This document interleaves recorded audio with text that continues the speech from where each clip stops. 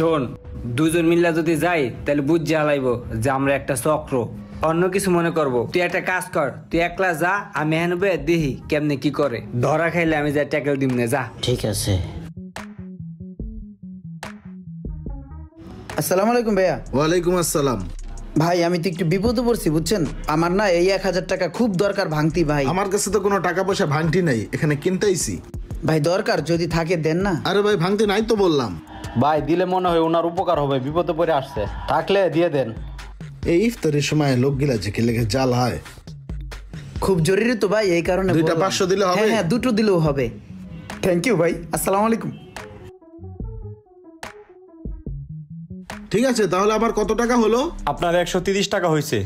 ও আচ্ছা ঠিক আছে, 130 টাকা নিন, এখান থেকে খুচরা করে রাখুন।